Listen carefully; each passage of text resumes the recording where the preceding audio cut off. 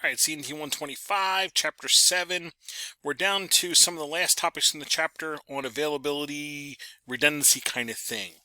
So availability is kind of a measurement of how consistently and reliably a connection or resource can be accessed. Excuse me. This is usually expressed as a percentage, 99 point blah percent. So the number of nines, sometimes you'll hear the 3 nines, 4 nines, 5 nines kind of thing. That gives you an idea of the amount of uptime that a resource has. So if I take a look at the example they have, if something is 99% available, at the end of the year, the downtime is potentially 87 hours. As you look over here. If something's 99.9% available, at the end of the year we have 8 hours of downtime. So basically, an entire work shift to be able to, replace a router or switch and get a site back online, if you will. If something is 4 nines, we're talking less than an hour of downtime a year. And 5 nines, we're talking less than 5 minutes, basically 5 minutes of downtime an entire year. So sometimes you'll hear the amount of availability of a network or a site referenced by the number of nines, 3 nines, 4 nines, 5 nines kind of thing. And that's kind of the guiding principle on how redundancy and availability is planned into your network. So any devices that are out there, you can usually see the uptime for. If I were to go to a server or workstation here, especially if it's Windows, I can see the uptime and it shows you down here how long it's been up. If I'm on a Linux machine, I can usually do the command uptime and it'll show you how long. If I'm on a router or switch, usually I can do the same kind of thing and see how long it's been on. This is all, the more uptime you have, the more available your network is, the more I should say reliable that is viewed by your customers and your employees in there. So to do that, I need to be thinking fault tolerance, redundancy, how am I handling when failures and faults occur. So fault tolerance is the capacity for a system to perform even though I might have a failure.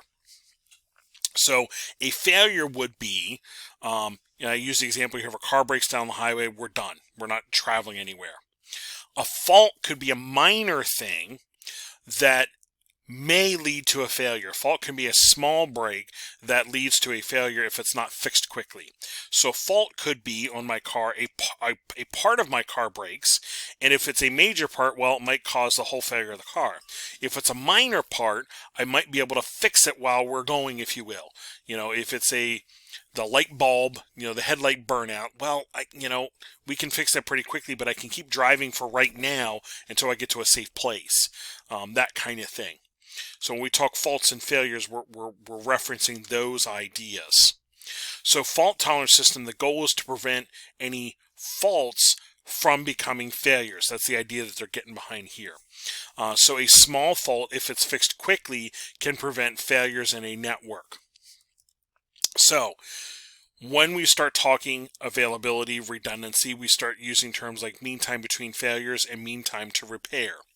Well, mean time between failures is the average time that'll pass for a device to fail, when we expect it to fail. So if I have a particular device, let's say it's a switch, when I buy that, there is actually mean time between failure ratings on most of these devices. So sometimes when you buy a device, you look at the price of them, we're like, oh, this one's $2,000, this one's, $200. Well, if I buy a $200 switch versus a $2,000 switch, I would hope the $2,000 switch that I'm paying for, the components are better, that I might have a better mean time between failure rating.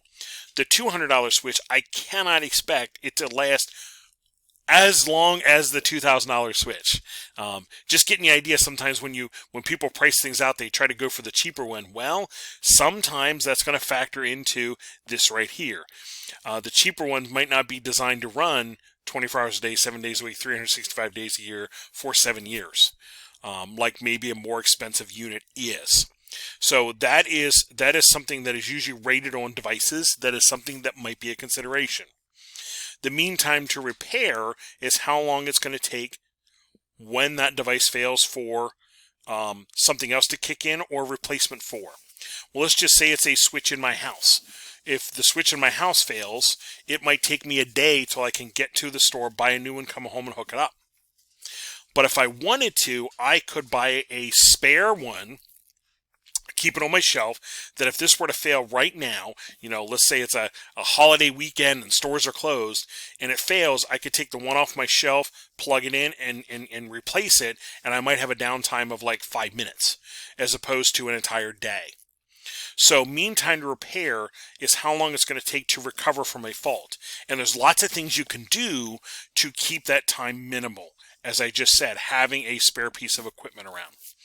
But redundancy costs money. For me to have that second switch hanging around, I need to pay that extra, $50, $100 to have that thing sitting around. That adds up. That's costly. Not everybody and in not all situations can you do that. But in some networks, that is important. Downtime is important. So having a spare router or switch sitting there on the shelf ready to go can make a big difference on how quickly you can recover from a fault. So here we have a network with lots of single points of failure. Hopefully you remember in 120 we actually built a network on paper, if you will, but it had lots of single points of failure. That's just what it was. Any one of these pieces here, this device or this port, this device, this port, this device, this port, this cable, any one of those would cause that network to, fail. Solution would be creating a redundant network, but it's going to cost money to do that. But if this network is important enough, having a redundant network or a redundant connection to the ISP or out to the internet, if you will, redundant ISP connection, that would be the solution to reduce the downtime if you have a fault. Now, having fault tolerance means I need to be thinking about how quickly can I replace parts, or how quickly will something kick in if something fails. I can actually have, as we showed up here, a redundant network, if you will, and I can have these configured to work in either tandem or one to jump in if the other one fails. This is called automatic failover. So I could actually have redundant NICs and things. I could have redundant routers or firewalls there, designed to, either work in tandem or one to kick in when one fails. And again, all that costs money and time to do it, but how important is that network connection for a facility, whether it be a hospital or a school or a business network? How important is that? Having hot swappable parts can be really huge too. Hot spare is literally its components already installed and ready to rock and roll. And in the case of this up here, this redundant connection here, you could consider this a hot spare if it's already configured and ready to roll. A cold spare would be, as I said earlier, when I bought one switch for my house, I just bought two and I kept the other one on the shelf ready to roll. It's not configured, but I can get it out of the box and within, 5 minutes I can have it plugged in and my network back and functioning. But again, that costs money to do. Is that worthwhile for that facility?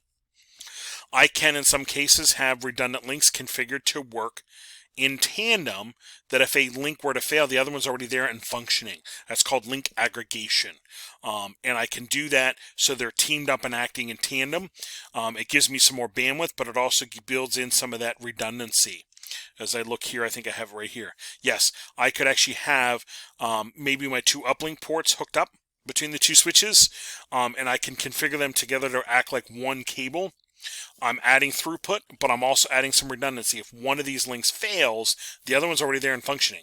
Yes, I might lose some bandwidth, but I'm not going to lose connectivity. Kind of like having multiple lanes on a highway. If I have to shut one down for repairs, I still have the other ones there. The traffic might slow down, but I did not have to close the highway. That would be a big difference. That's your link aggregation there.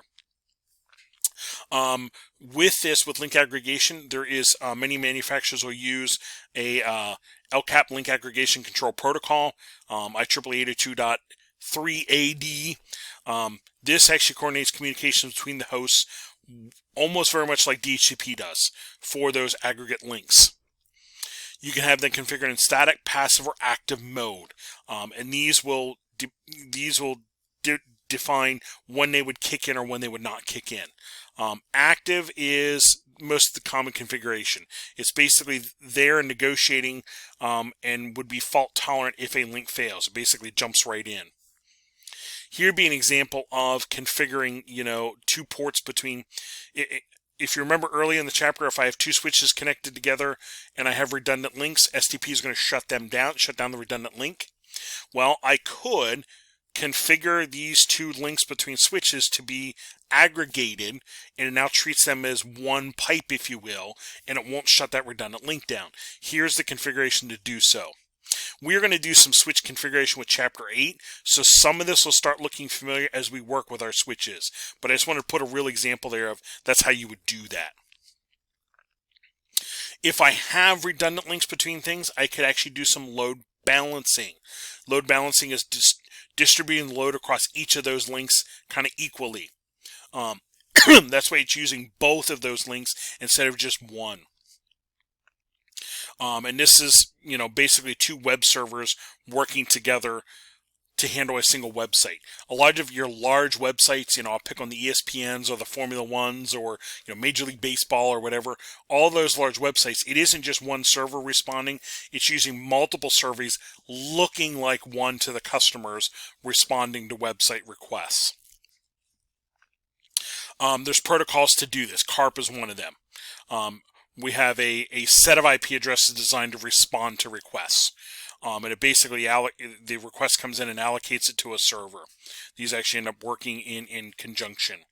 There's also virtual router redundancy protocol, hot standby routing protocol, that also gets used for this redundant link connection. And that's what you're seeing here. Okay. I can actually have these two routers configured to work in tandem. From the outside world, it looks like they're both 192.168.0.1, but they're individually 0.2 and 0.3. That way they're individual entities, but the outside world sees it as 0.1. And one is they're designed to kind of work together, and if one fails, the other one's there already running and moving the traffic through. We can also have distributed switching. If we think back to our virtual machines, I can have a distributed switch between one host and another host, and that would handle communication between our virtual machines. All right, so a little bit of redundancy in our network design with all of the things we've mentioned so far.